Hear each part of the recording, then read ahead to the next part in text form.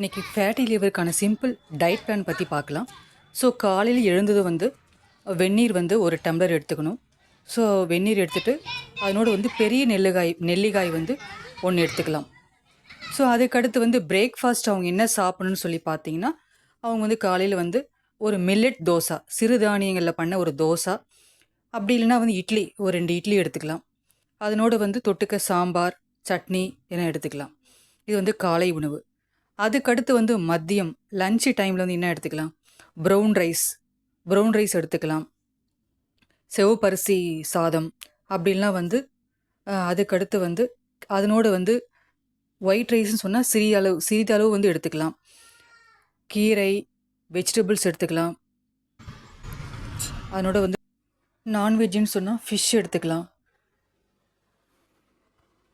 Evening டைமில் என்ன சாப்பிட்லான்னா green tea எடுத்துக்கலாம். க்ரீன் டீயோட வந்து ஒரு சுண்டல் எடுத்துக்கலாம்.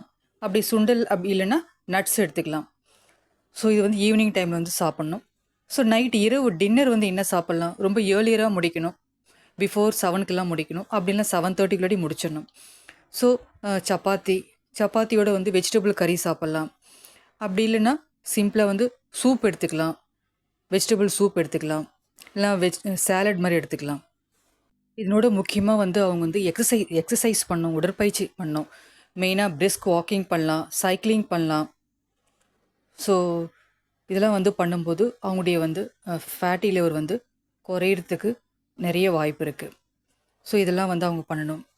ஸோ அதனோட வந்து ஹெல்த்தியான ஆரோக்கியமான உணவு வந்து கடைப்பிடிக்கணும்.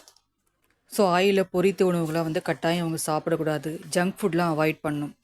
ஸோ இது மாதிரி பண்ணிட்டு வரதுனால அவங்களுடைய உடல் வந்து ஆரோக்கியமாக இருக்கும். ஃபேட்டி லிவரை வந்து கண்ட்ரோல் பண்ணலாம். தேங்க்யூ ஸோ மச் ஃபார் வாட்சிங் திஸ் வீடியோ.